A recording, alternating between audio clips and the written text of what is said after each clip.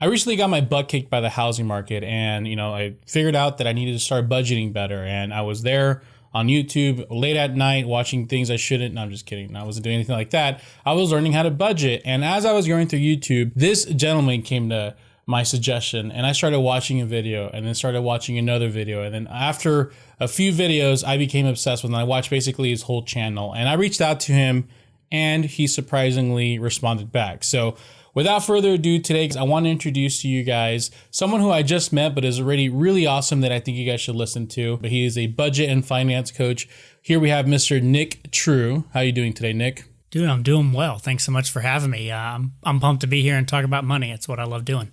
And I know we have a Zoom call right now, and you're like down there, and you can see that I'm not looking at you, but I'm looking at the camera, so we can give people the illusion that we're talking to each other. So you're good. You're good. I'm in the same boat because I'm looking up here, you're looking down here. We got it all set up. Awesome, man. Well, listen, I wanted to talk to you today about specifically when it comes to saving for a house, because I'll get straight to it. A lot of people, have this idea that they got to buy a house. It doesn't matter if they're in college or high school. They're always told, buy a house, buy a house. It's the American dream, right?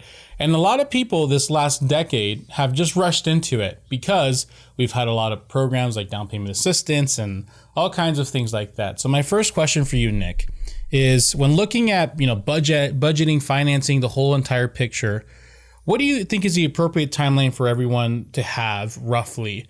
Meaning like they should have this, then buy a house, or perhaps they should save this much money first and then they should buy, and then they should start investing. What do you think is the appropriate timeline? Man, that's a tough question. So I'll preface it with this.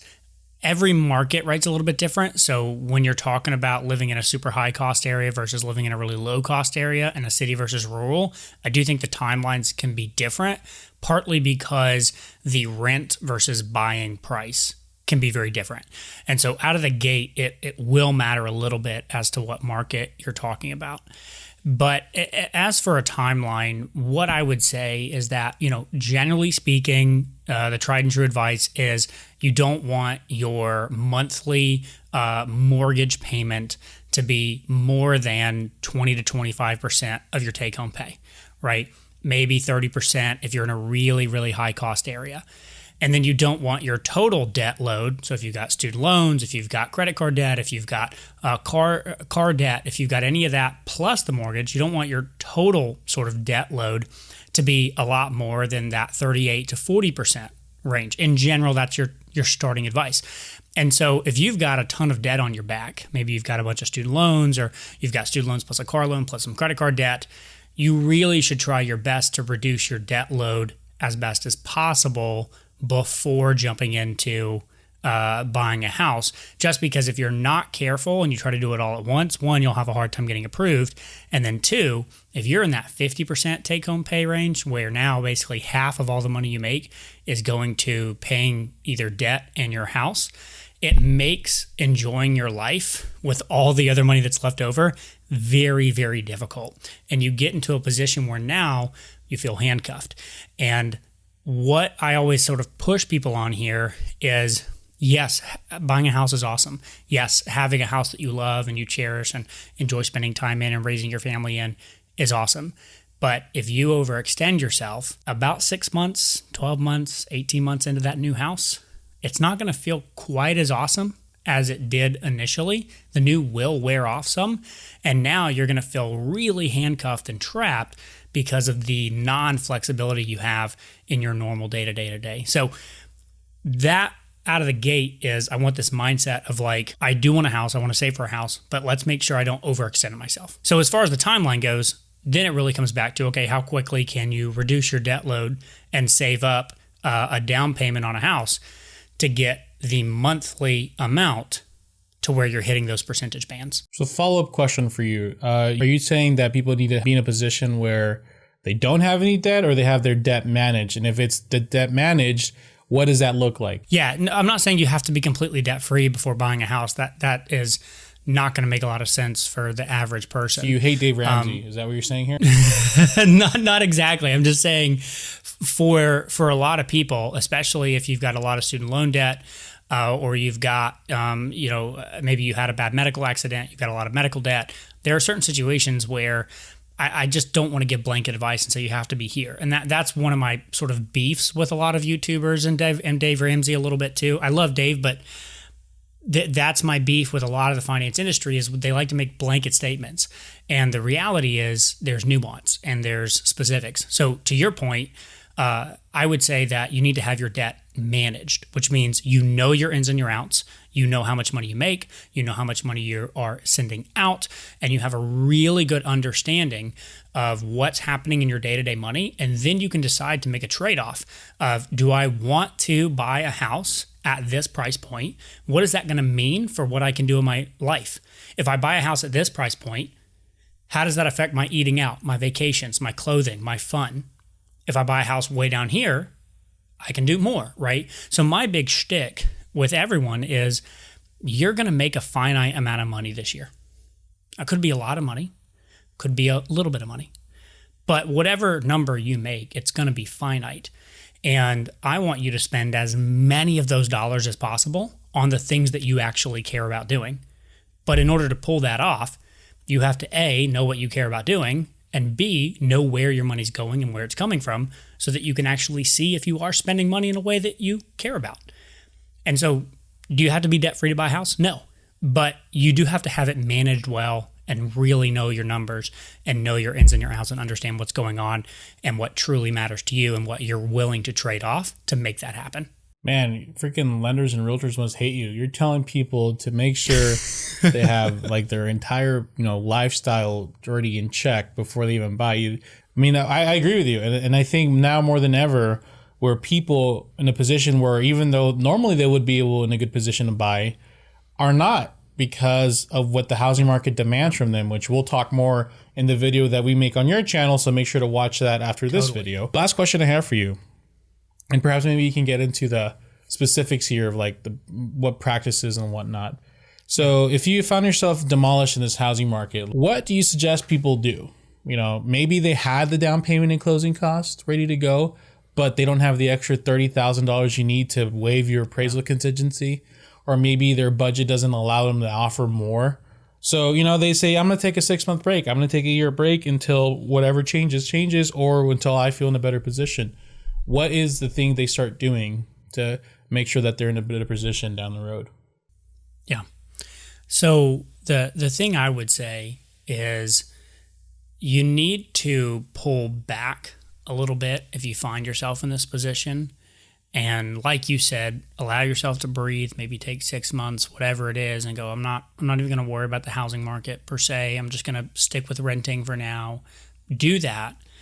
In the meantime, what I would say is allow yourself to really dive into that second piece that I just talked about what is it that I'm really, really looking for. But the thing is, what most people don't think about is that on average, every decision you make every single day, on average, about 50 to 60% of those are based on habits, routines, and outside influences.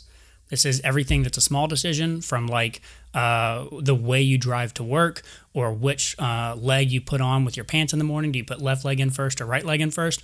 All the way up to really big decisions like what school district you choose, where you want to move, what city you live in, all that kind of stuff.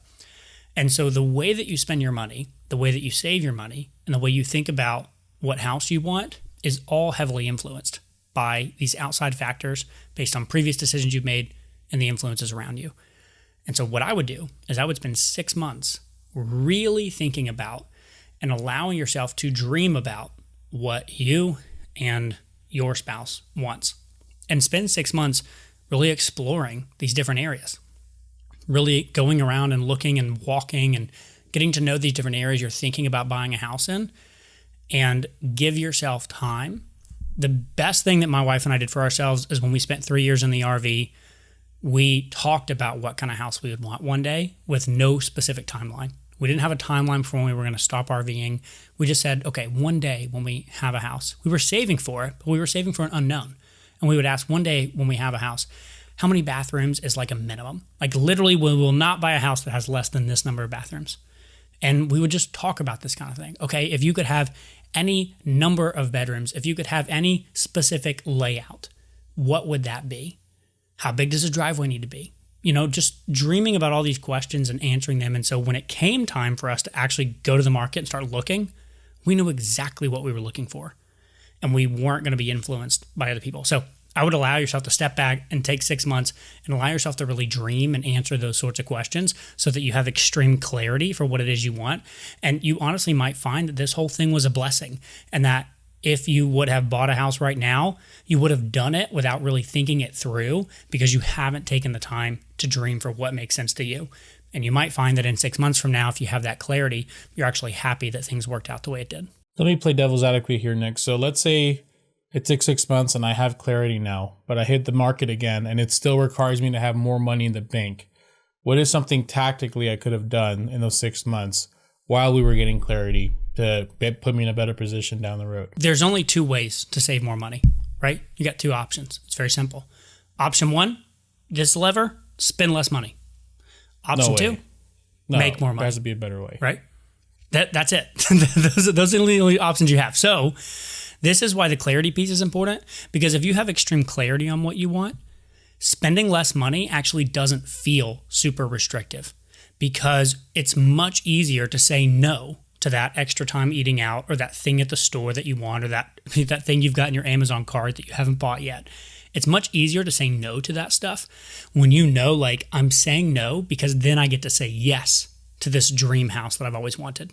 It doesn't feel restrictive because it feels like I'm choosing the dream that I've wanted. So those are your levers. Make more money, spend less money. So pick up a side hustle, start a business, take on more work, take on more hours, whatever, make more money, or spend less money, or some combination. And if you have extreme clarity on what it is you're going after, now putting in a few more hours and spending a little less money doesn't feel as difficult because you know why you're doing it. So let's say I'm on eBay and I see there's a Nick True napkin that you used at a restaurant that it's selling for like $300. Normally I would have paid $300 for it, but I'm in the 6 month period where I'm either spending less money or earning more. So I don't spend that $300. So what do I do with those $300? Do I simply, since I was going to spend it anyways, put it in savings, or more tactically, what do I do there exactly with it? Do I just keep it in the bank? That's a good question. So what I would say is you got 2 options again. I'm a big fan of options if you can't tell. Option 1, if you're not using some sort of budgeting tool, whether that's a software tool or a spreadsheet or some sort of tracker where you're categorizing stuff, get it in a separate bank account. Open up a new bank account, a savings account, get it out of your main checking account that you spend from day to day. Set up an automatic withdrawal every week or every pay period or every month for whatever. And then if you, boom, say no to that napkin, now I'm going to siphon $300 extra this month off to that savings account. Get it out of sight, out of mind. That's insane. So you literally, in a perfect world, you have $0 in your bank account. In a perfect world, I have exactly what I need in my bank account to get me through until the next pay period. Because the problem is, if I get that bank account big and I don't have it allocated with some sort of spreadsheet or something that I'm using, now all of a sudden that bank account's looking pretty sweet. Maybe I will take that trip to Disney World. Maybe I will buy that napkin on eBay, right? Maybe I will, whatever. But if we siphon that money out, get it in a bank account that we're not looking at day to day, now all of a sudden I've only got enough money to last until I get paid again. So I better be thoughtful about what I'm going to buy. I hope this video did to you what it did to me a month or 2 months ago when I saw his channel. It's just like this, how do I do that? How do I get to that point? On his channel, he goes over a lot of these details of how to do this on a very high level. I think you call it $0 based budgeting. Yeah, zero-based budgeting. Yep. And you could use a great software that is really prominent on his channel, or you can use an Excel sheet or a paper and pen. It is definitely a different way of thinking of things, but he's absolutely right. I'd buy 10 Nick True napkins because I have the money, but if it's not there and it's allocated for, then it's not even an idea. So if you guys are interested, please go check out his channel and check out the follow-up video we made about this, where he asked me a lot of questions to people who maybe don't know how to navigate the housing market a little better way. So go check out the video after this video and then check out his channel. Give him a few likes. Go comment somewhere on other of those videos saying, where are the Nick True napkins? And I'm sure he'll know where you came from. So thank you again, Nick. Any last farewell words from our audience? No, I don't think so, other than thanks so much for watching. And if you start budgeting and it feels restrictive, you're doing something wrong. The idea is that this should be a process of you using money to get the things that you value the most. So use that as your guiding light, and you'll do just fine.